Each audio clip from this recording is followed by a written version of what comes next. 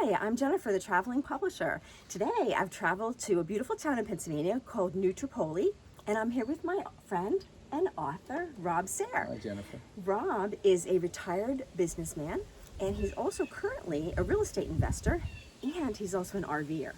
Yes. So we're going to talk today about Rob's awesome book, What the 1% Know. Please stick to the end for top tip time.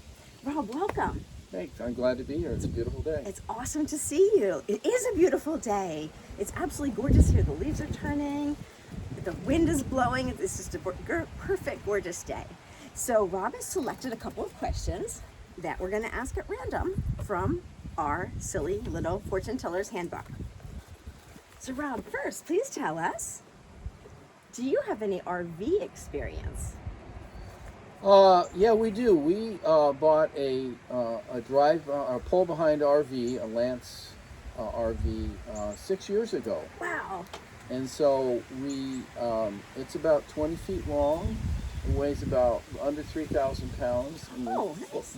And it has a slide out, so it's a little bigger. We'll maybe get some photos or something like that. So we like it because we can travel pretty easily. And because we're both retired, then we can travel and stay in the state parks in different places, like during the week when it's not so busy. Oh, that's awesome. But we've also taken it out to Colorado and New Mexico twice. Wow. We've been to Asheville area twice, Wow. and a lot of different places. So we travel about maybe 30 to 40 days a year. Holy cow, that's tremendous. That is exciting. You are living the life that I aspire to. So we use it for that, and then we also use it as a guest house when people visit us, which is something we discovered that a few years ago. Tremendous. And actually, you shared this tip with me a number of years ago. And I tell you, Rob, that was the pivotal moment in my life when the light bulb went on, and I thought, that makes it all worth it. That is like the perfect thing, because as our children get older, right? My boys are 17 and 19. You know, it's the near future when, you know, they want their independence. They're not going to want to stay in their old bedrooms, and they're going to have families. And I remember when I had a young family. And actually, it's funny, we're looking at your RV right now. Yes, and my daughter, who is a teacher in New York City, is here this weekend, and she's still sleeping. And she's going to grade papers this weekend and visit some old friends, but she's using it this weekend. That is tremendous. We've used it about maybe about 12 or 15 days this year for people to visit. So when people, a family, other friends visit us, then instead of having to put it in our house or staying in a hotel, they can just be in an RV, and it really is quite comfortable. It has a kitchen and bathroom and everything you need. So. It's everything you need. It's the ultimate guest house. And it's how many feet? 50 feet from your house? I mean, it's absolutely perfect. Yeah, it's not that far, yeah. And so that was the other thing I admire is a lot of people, when I talk about RVing, they say, well, I don't have any place to store it. And you so cleverly just have it right here on your property, which is lovely. So awesome. I'm so pleased we did the RV question first. So let's see about a publishing question. Rob, can you tell us, how did publishing your book impact your life? Well, you know, I wasn't really thinking that I had much to say about this, because I'm not so I'm going to show your awesome book again. But I got into real estate investing about 7 or 8 years ago, and so it's been helpful to make us extra money and to diversify our investments out of just stocks and bonds but into real estate, so it's good from that point of view. And you know, I was able to share my stories of sort of deals and projects I've worked on, but also I was able to interview other people. Exactly. And so that was something because I thought, well, I'm not like some big famous investor, but I do know a lot of people. You do know a lot of people, and so, you know a lot of things and advice. Yeah, and so, but I got some great advice from them also and their stories. So that was sort of the genesis of the book, is sharing, you know, and a little bit it relates to the title I came up with, was like, you know, what the 1% know. And so almost all people who are really super wealthy, they have a business, but almost all of them, real estate is a part of it. That's exactly And of course, right. owning your own house is a way for just a very average sort of person to build wealth. And so the title of the book was How Everyday People Use Real Estate to Build Wealth.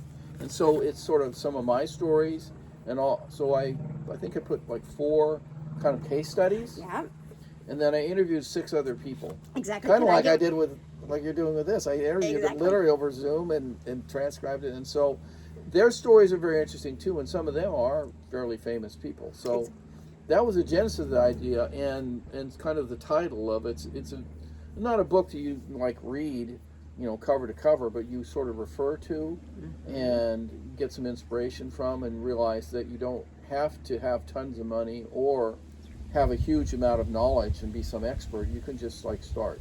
Exactly. And what really struck me as I was working on your book was how easy it was and how accessible you made it and how simply you explained it. And you really made me feel, someone who has never done any investing other than my own home, that this is something I could do, is accessible. And can I give a shout out to the people that you feature? So you feature Phil Chadbourne, April Crosley, Maria DiTillo, Anna Kelly, Julia Okamoto, am I saying that right? And Steve Sell.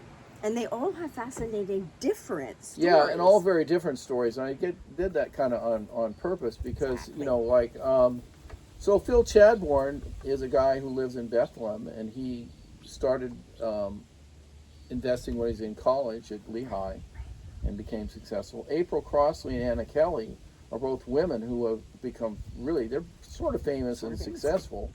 And they started with, nothing and became something. And Maria also is a person. So April lives in Berks County.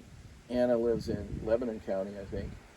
And Julie Okamoto was sort of my age and retired, but she was able to buy houses and invest in them and then use some of the equity and proceeds from that to help fund a business for her son and her husband after her husband retired. So they're all doing it for different reasons and in different ways. But so that's the sort of thing, is it actually is a lot more accessible than people think. Yes. And it actually can be a very a good thing to do, to, at least for me, to diversify our investments. Exactly. And I think, Rob, that your book epitomizes something I say all the time, which is write about what you know.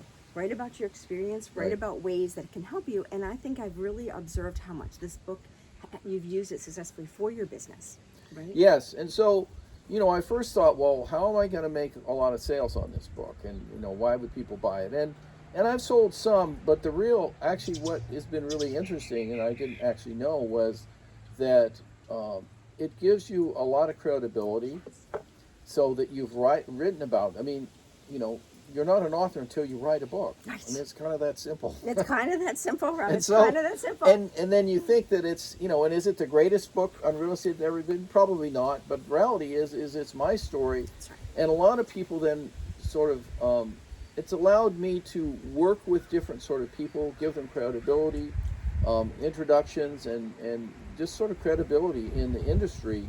So it has been, I've made some money with it and at least covered the cost of it, but it's really great advertising because you can give people a business card and most of the time they use it, they lose it. Or where did I meet this person? They don't. They're not going to lose this book. They keep your book. Has weight. It has substance. That's exactly right. And you said two things that were so valuable, Rob. Number one is when you write a book, it establishes you as the expert. Yes. We literally say he wrote the book on it to mean he is the expert. And also, people don't throw away books. You give them a business card, they're going to lose it or throw away. You give them a brochure, they're going to recycle it. You give them a book, there's just something about books, we do not throw them away. Right. And so and I've met people with different things. Oh, I have your book. Oh, and people you don't even know. I didn't know them at all. And so it's great introductions with other people because, real estate investing it requires people and connections because you don't do it alone. You need like real estate agents. Mm-hmm. You need contractors that you can work with to fix things up. There's a whole group of people. You need people who you have money or people who actually lend you money with projects. And so all those introductions and credibility, allow you to create sort of a network of people that you work with. So you don't do it alone. Mm-hmm.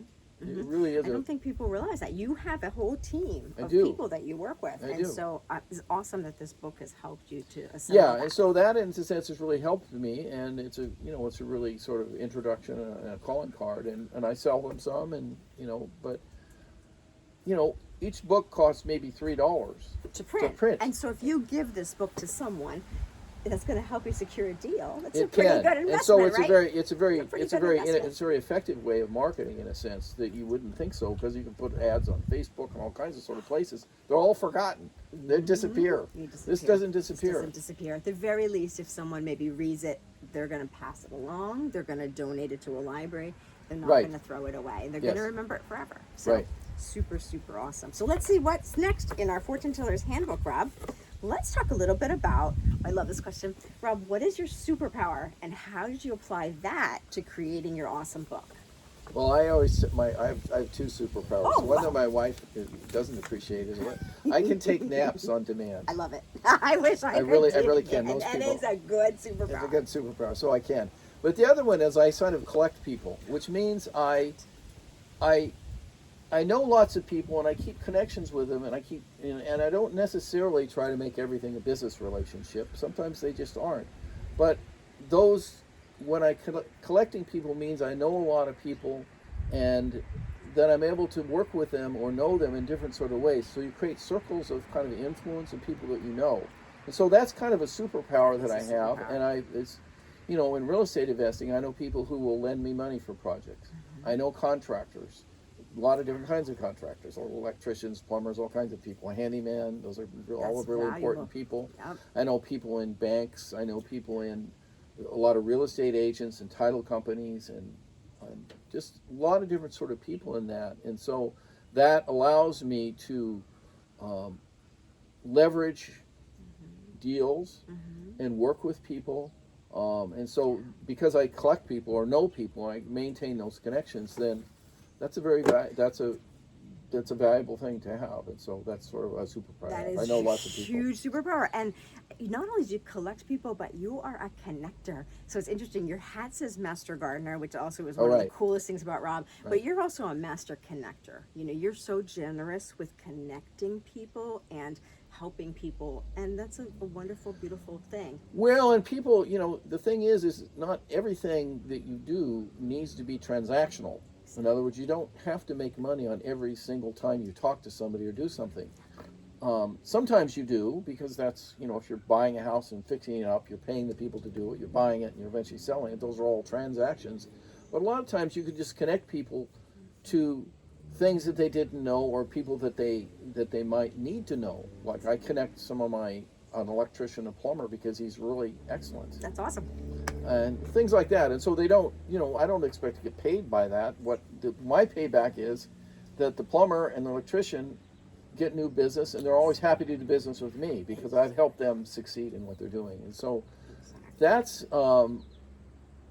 and that's what's interesting about real estate investing. That's a lot how it is. People actually are very generous in their time and understanding and knowledge, because it's, you know, everybody needs teams of people, and so it's a lot more. It's not everything is transactional. Some of it is, because you're ultimately buying something, selling something, or renting it. You know? Exactly. Awesome. Next question here we have, and actually our last question, Rob. Can you tell us a little bit about how did you come up with your book's cover idea? This is one of my favorite covers that we've ever done. What made you think of this? I wanted to come up with, and you gave a little bit of advice on this. The main title, What the 1% Know, has to be really short. Yes. Extremely short. Extremely short. It can't be long. You get a and couple people- words. Just a few words.